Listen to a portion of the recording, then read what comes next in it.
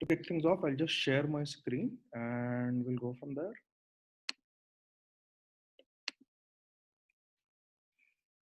Okay, so welcome to the webinar.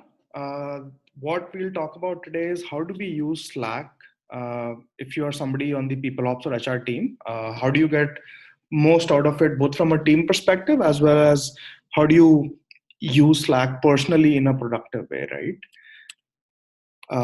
The agenda for today is quite packed. We'll start off with tips and tricks and then talk about some of the most relevant HR related things that can be brought into Slack, starting from hiring to new employee onboarding to doing time and attendance and other relevant things right inside Slack, right?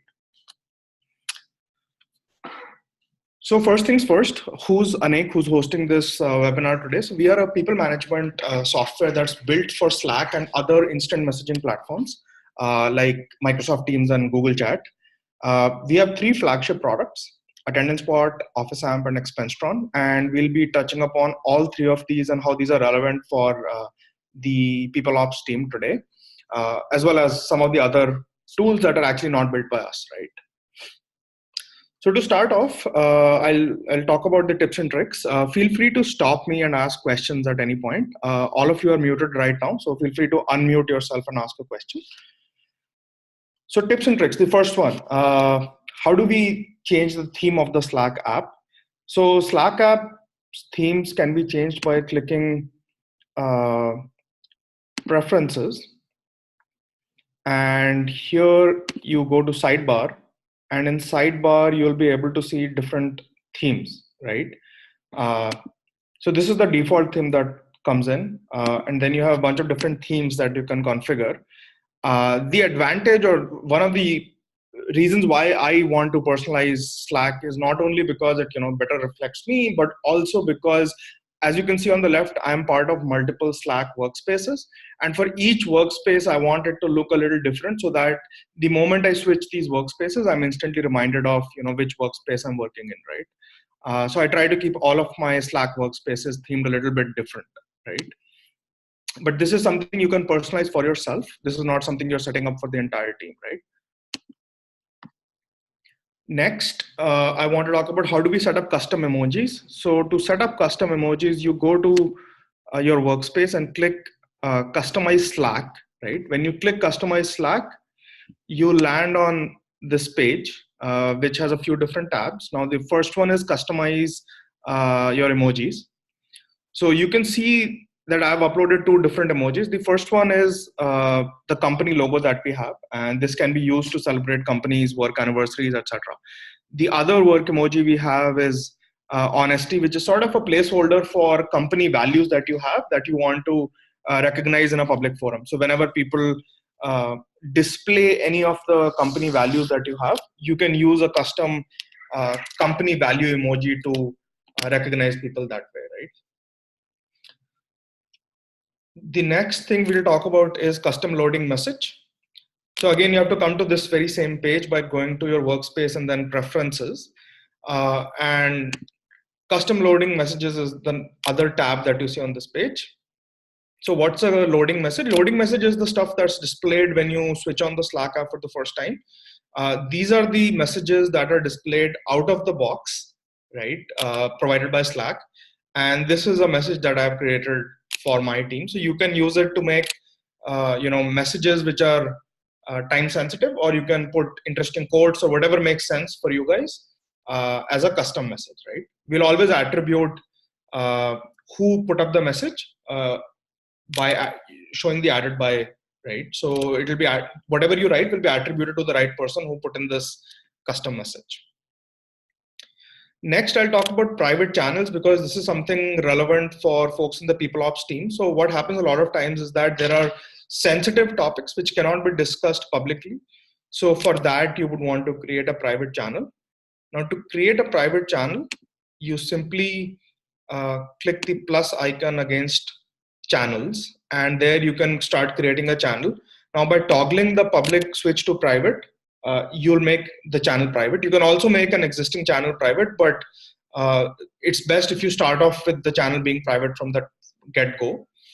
And what a private channel allows you to do is people can only see the channel if they're invited into the channel by an existing member. So other people won't be even able to see that the channel exists, right?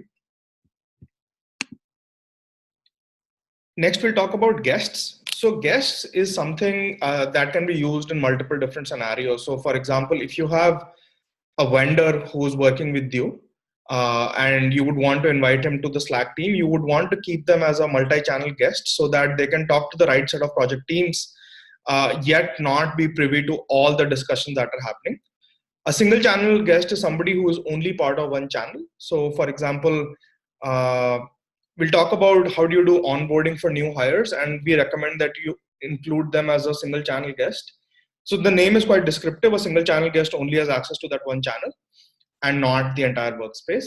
The key difference, apart from their scopes of access, is that Slack will not bill you for a single channel guest, but it will bill you for a multi-channel guest, right?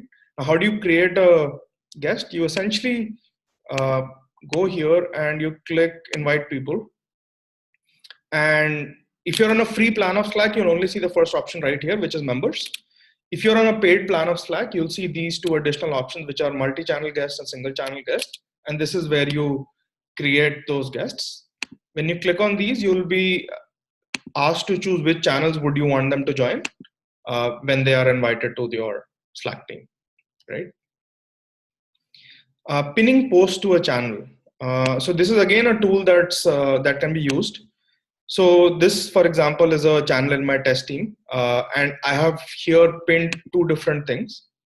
So I've pinned a file, which in this case is an image, as well as a message to this channel. Now, the way folks use this is to pin, say, for example, a file or a document that makes sense in the channel. So if it's a project team, you can put in documents that are relevant to the project. If it's a new hires channel, that you can put in HR related documents or policy documents or travel policy, vacation policy, etc. And you can pin that to a channel. To get to pinned stuff, you just need to click on the view pinned items at the top. And at any point, you will be able to unpin or pin anything from the channel by clicking on the message and using the menu. Finally, we'll come to how do you minimize noise in Slack. Now we see that Slack can become very, very noisy very soon. There is a proliferation of channels that happens as the Slack team becomes more and more mature. So the first thing we recommend you do is leave channels. So a lot of times you get invited by other folks, or you have FOMO and you join a bunch of different channels, and then you feel pressured to be on top of all the unread messages, right? So ideally, what you would want to do is leave channels and rejoin them as needed, right? So don't feel afraid of leaving out channels. Because in Slack, the key advantage is even if you leave the channel and you rejoin later, you'll always be able to scroll back up.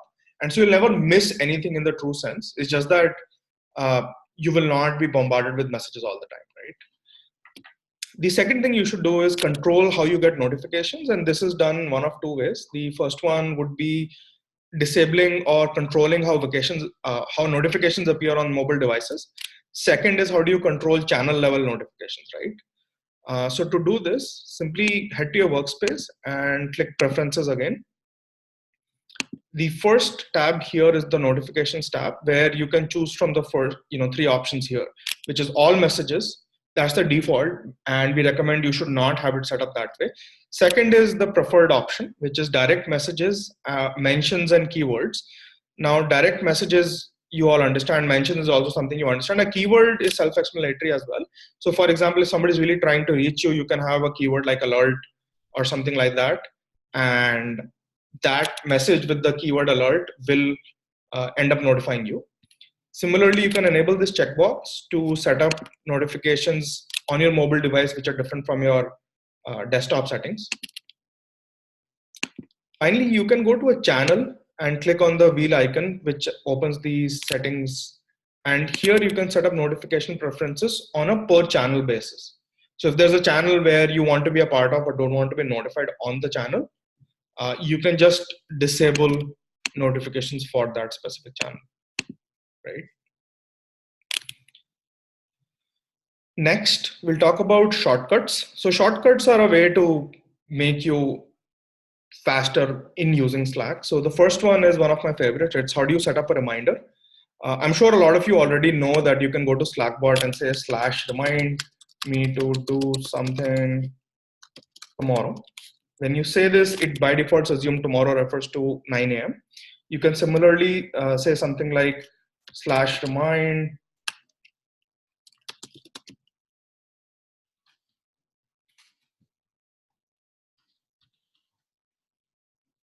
So again, this is a reminder that you can set for any future date. But the best part about doing a reminder is that you can actually set up reminder for somebody else.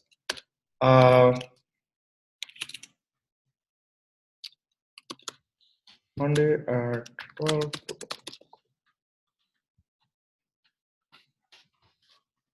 So this is like a very simple task management system that is built right inside Slack, and it will remind uh, everybody to do stuff. And you can basically assign tasks right inside Slack to different people, and then you can view reminders that you have set with the button. It includes all the reminders that you have set for yourself as well as for other folks, right? So very powerful tool. Use it, and this is all built in and free, right? The next one is a DND. Again, DND is a do not disturb, and you can simply set DND for an hour or until a specified time. And during that time, you will not be bombarded with notifications. /away is a command that's used to set you to away status. It's the same thing as when you go here and you set your own status as away. Instead of that, a shortcut would be to type the /away command. Next, we come to the keyboard shortcuts, which is Control Shift A if you're a Windows user and Command Shift A if you're a Mac user to jump to all unreads. Control K is the command to switch channel. Let me show you how that works. Basically, you type Control K and you'll get into the search box and you can search any channel or any person you want right here. Right? It's a shortcut to the search. Next, we'll come to the edit last feature. So basically what you can do here is just click the up arrow and you'll get to the last message that you typed, and you can just hit the return key when you're ready and the message is edited, right? So the up key is a quick way to access your last message and edit it if you made a mistake, right? Finally, the control / command is a way to get to all the keyboard shortcuts. Now there are a lot of these, and the ones we highlighted are the most relevant ones, right? So they are our favorites. If you have any questions, feel free to stop me. Otherwise, I'll keep going through the deck. There are a lot of slides that I would want to cover. So coming to the key HR functions that we recommend you move over to Slack, starting with hiring a new employee. So when you are trying to hire a new employee, there are things you can do in Slack to make the entire workflow simpler. And the way we recommend you do this is by setting up the right set of channels where you have the right set of folks discussing different stuff around recruitment. The first channel we recommend is a channel called Hiring Needs. Now, this we suggest should be a private channel. And the idea here is to discuss new job openings that are coming up as well as define their job descriptions, right? Next one is a public channel called Open Jobs. This is where you will solicit referrals from folks around the new jobs that keep opening up. So say, for example, you post a new job in this channel, you can then pin it to the channel so that it's easily accessible. And then folks can come in and continue to give referrals on this channel.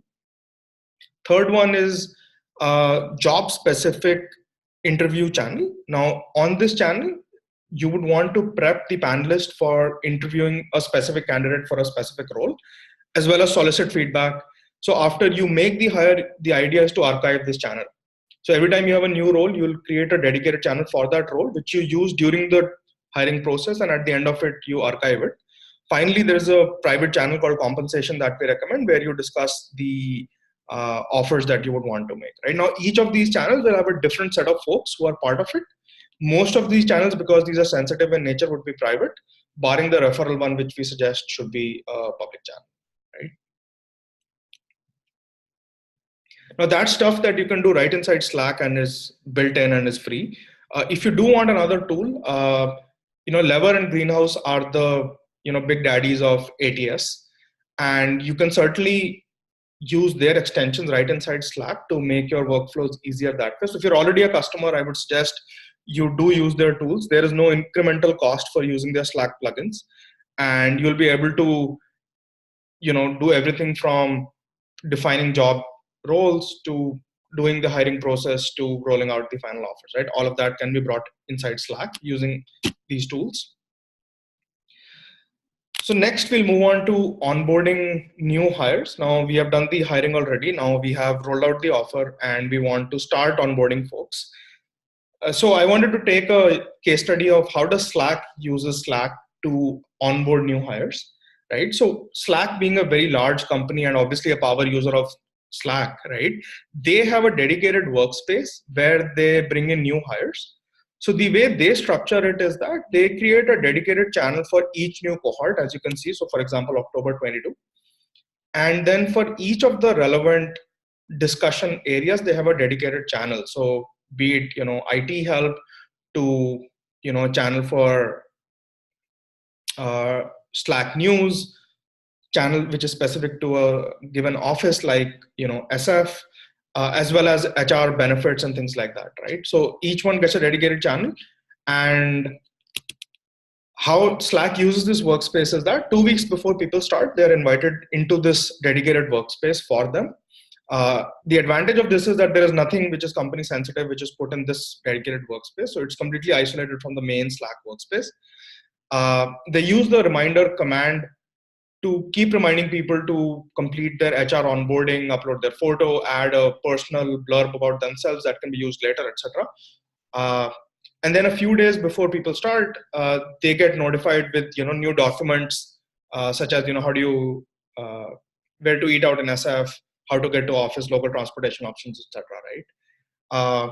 And the best part about this is that because this is a persistent workspace where every new cohort comes in, they are able to go to the different channels and scroll up to look at the questions that people had asked in the past, right? So a lot of times new hires would be intimidated and not ask questions, but they are able to easily scroll up and look at what have other people asked, right?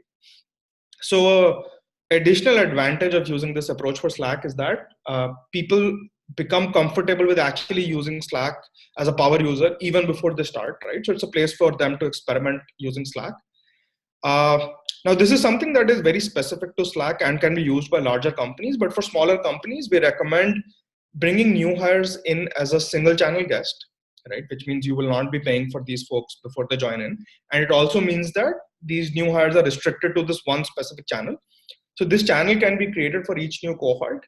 And instead of having HR benefits as a channel, you bring the right set of folks. So one person from HR, one from IT, one from facilities, and whoever is mentoring that cohort of people into that channel so that people are able to ask the relevant questions in that channel. And for every cohort, you can then create a dedicated channel, right?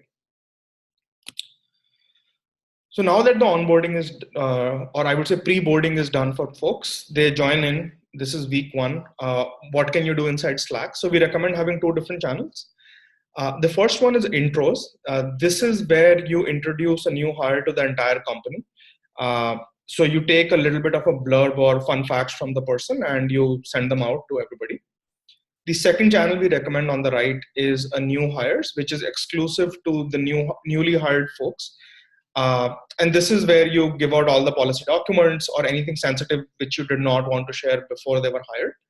And this is a persistent channel, right? When new folks keep coming in and they're able to scroll up and look at the discussions that had happened in the past, right? So finally, if you have a more involved onboarding process such that you would require additional support, we recommend you try a tool called Donut. Now, Donut is a tool that's dedicated to doing employee onboarding. So if you want to do things like, staged onboarding, wherein week 1, you want people to do some stuff, and then day 10, day 15, day 30, you want people to do different things, starting from, answering a few questions to setting up meetings to recommending stuff to them, etc. Then Donut is the tool to go for. This also helps you in building different templates for onboarding folks across different teams. So you could set up a custom onboarding for, say, somebody in the SF office, which is different from London, or you could set up a dedicated sales onboarding, which is different from an engineering onboarding, right? So you could plug in your training and learning module as well, put in links to the relevant trainings right inside Donut, and then Donut will keep giving drips of this onboarding data over time, right? So you're able to pace your onboarding right inside Slack. So now that everybody's in and they're onboarded, you would want to make sure that the employees stay engaged with the company. And so for that, HRs have been doing employee engagement surveys for time immemorial, right? So the first thing we wanted to share was some of the, the questions that we have found to be useful. So these are the most relevant questions for doing an employee engagement survey. We have bucketed them into 6 different categories. And now that you sort of have a sense of what kind of questions make most sense, you would want to know what's the tool that you can use to do this inside of Slack, which brings us to Poly. So Poly is a dedicated survey tool that's running on top of Slack. So you can do an employee engagement survey in one of 2 ways. The first one is the one we recommend, which is you do a drip survey, which is, say, for example, every day at 9 a.m., you ask one question. And over a period of a month, you'll be able to ask, say, for example, 15 to 20 unique questions, so that over a period of time, you're able to get a sense of, how the team is feeling in different areas, and how, HR team is behaving differently from a engineering team, or how the finance team is different from the marketing team, or how different offices are reacting differently to the questions. You can also do multi-question surveys. So if you want to do a one-off survey about, say, a project or something like that, you are able to create these multi-question surveys. Each question can be, a scale of 1 through 10, or it could be something that's shown on the screen, which is, strongly agree, neutral, etc. And you can have surveys which are more, verbose in nature as well. On top of doing this survey, you then get a dedicated dashboard where you're able to see trends over time, or you can slice and dice data, as I said, by department, by team, etc. So Poly is a general purpose survey tool, but it serves the needs of the HR folks especially well. And it comes, with a bank of questions right off the bat, right? Moving on. Next thing we would want to do is PTO and Vacations right inside of Slack. Now, this is one of the tools that we make at Anik. So Attendance Pod is designed to be super easy to use, and it can, as you can see on the screen, you're able to apply for a sick day. You are able to apply for a work from home. You can apply for a longer vacation. And the system is smart enough to either approve these things on its own, depending on the business rules that you set up, or if needed, it can route the request to your manager for approval, right? And all of this happens pretty much in real time. So as I said, you can customize the types of leaves that you want to have in the system. What kind of leaves do you want to have, whether you want them to be explicitly approved or not. And then you can set up a quota for the different leaves. And each employee is able to look up, what's their current leave balance, etc., right inside a Slack, right? So what's the key advantage of using Attendance Pod inside Slack, right? I think the key advantage is that you're able to, A, make it easy to use, but more importantly, you make the entire system very, very transparent. So as you can see, the first point here is that all the leaves that people apply automatically get synced up with the calendar. You have, number 2 is that we do vacation announcements, which means every day we'll announce if somebody is on leave that day, or we announce the next week's upcoming leaves, etc. Third thing you see is that we are able to announce any upcoming birthdays or work anniversaries. Fourth, if somebody, say, for example, is heading to a meeting or is taking like a couple of hours off to head to the doctor's office, we are able to update Slack status. And lastly, we are automatically able to set up an out of office email for folks when they go on leave. So say, for example, you apply for a leave for July. You don't need to then explicitly go and set up an out of office. Attendance Pod will automatically take care of all of those things for you. Finally, Attendance Pod also has a time tracking side of the house. So if you have hourly workers or if you have interns whom you want to track, You're able to do that by simply allowing everybody to punch in and out with Slack with attendance bot. The employees are able to pull up their own timesheets, and you get a nice dashboard where you can see who's working right now, who's on a break, or who has stepped out for the day. Right? So moving on to the next one. Again, feel free to stop me and ask questions at any point. The next thing I wanted to talk about was how do you do FAQs right inside Slack. So a lot of times, companies have policy documents and stuff that are scattered all over. It could be something written in a Google Doc, or if you use Confluence or some other wiki system, all of the knowledge is dispersed and rarely accessible inside a Slack.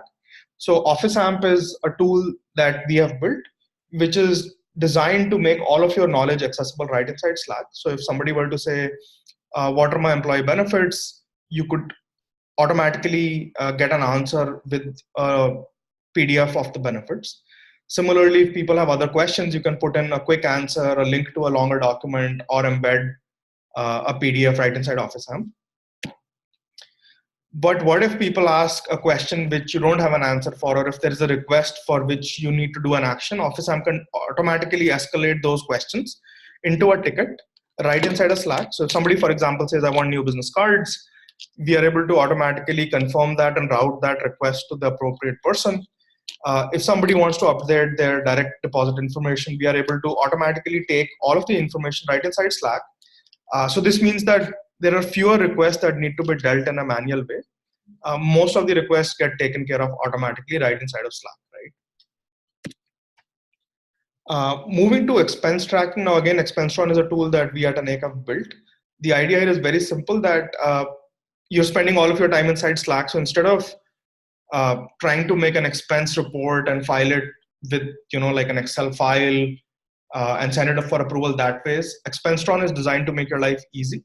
So somebody could say, I spent £8 on coffee, or I drove from New York to Boston and I want to file a mileage expense. So all of that can be done right inside of Slack. And once an expense is filed, if it needs to be manager approved, it's approved by the manager. If you have expense policies, for example, any expense above $1,000 needs to be approved by the VP or something like that, you can set up all of those business logics right inside ExpenseTron, and those logics will be applied when this person is applying for an expense right inside Slack. And then once approved, all the expenses automatically get synced with their accounting system, be it Xero or QuickBooks, for your accounting team to then take care of it. Right? So again, all of these things can happen right inside Slack. Finally, you can't complete anything without talking about food, right? So Lunch Train is a bot that's made by Slack themselves. It's a free-to-use system. And the idea is to make coordinating who's heading for lunch where very, very easy inside Slack. So every day people can start different lunch trains where they specify where are they headed for lunch, at what time, and then anybody can hop onto the train, right? So it makes life easy for both the existing team as well as new employees. When they start up, they can find their way around the best joints using this tool. Some more tools. So these are tools which are generally useful for the company, not necessarily the HR team. So whichever calendar you use, be it Outlook or be it Google, you're able to add their calendars right inside Slack. Similarly, whichever file management system you use, be it Google's Drive or Microsoft's OneDrive, you're able to automatically bring those into Slack as well. So with calendar, you'll be notified about your upcoming meetings, or you can look at the day's summary right inside Slack. And with the file management systems, you can look at when a new file is created, a new comment is given, or you can give, share a file and automatically grant permissions right inside Slack. All of these tools are exceptionally well built. These are all first-party tools. So Microsoft built their own integration and Google built its own. And these are exceptionally good. Finally, what are the other channels that we recommend you have, especially for an HR team? So the first one would be an Ask Me Anything channel, which is designed to allow everybody in the team to ask the top management questions and promote transparency. Now, this is a topic that's hard to cover in 2 minutes, but Slack does have a very good guide on their website as to how you can run an AMA session right inside Slack. The most important takeaway there is building a policy document that tells people what's okay to say on this channel and what's not. Without this, either people are afraid to ask something in a public forum, or they might have something inappropriate. So it makes sense to define a policy, pin that document to this channel, and then let management be as transparent as is possible, right? Next set of channels would be around promoting inclusiveness in the company. So these would be creating channels around diversity groups, volunteer programs, and professional clubs. The idea being that the more channels like this you have, the more included people can feel and people can connect over different topics. Finally, how do you do employee recognition? So we recommend having different channels depending on the nature of the work you guys do. So if you're a sales oriented company, you can have a sales wins channel. The engineering team can have like a new launches channel. You can have an employee of the month or a company values channel. The idea is that you should have a public forum which is dedicated to recognizing good work that's happening on other channels. The easiest way to do this would be share the best stuff from any other channel into this channel and then recognize it on this channel. So if somebody says something good on some other channel, say for example, a person does a good job and it's recognized on the marketing channel, you should then come out and share it, for example, on the company values channel so that it gets a broader distribution within the company, right? So this is the last slide. To wrap things up, you should be able to take your HR practice to the next level by using Slack even more. You can use Slack to improve transparency in the company by using the right set of channels. You can bring core HR functions right inside Slack, starting from hiring to onboarding to doing time off, as well as FAQs right inside of Slack. You can do employee engagement, recognizing good work, reinforce company culture inside Slack.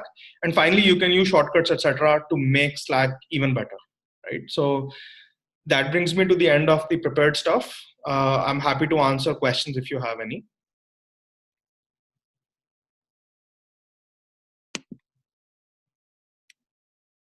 So you would all be muted right now. If you have questions, feel free to unmute yourself. If you did like any one of our products or some of the products not built by us, you can set up a demo to learn more about those specific products.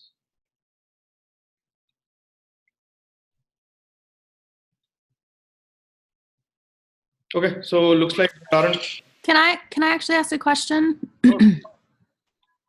Can you hear me? Yep, I can. Cool. When you have employees exit your company, mm-hmm.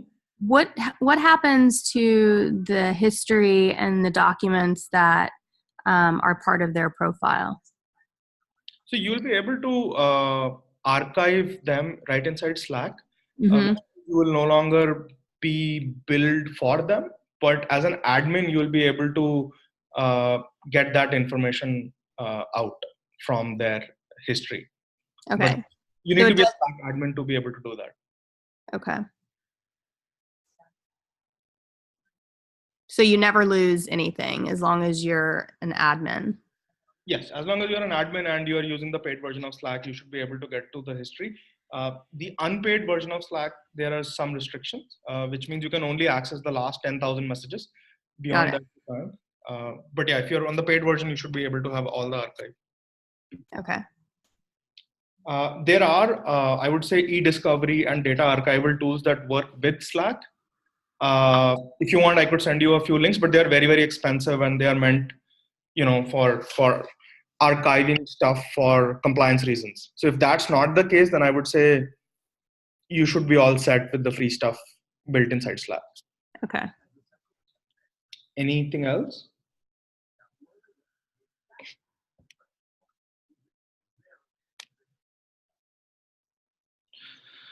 Okay, then I think this was all the stuff I had. We'll follow up with you with an email after the session is over. And happy to answer any other questions over email. Have a good one. Bye-bye.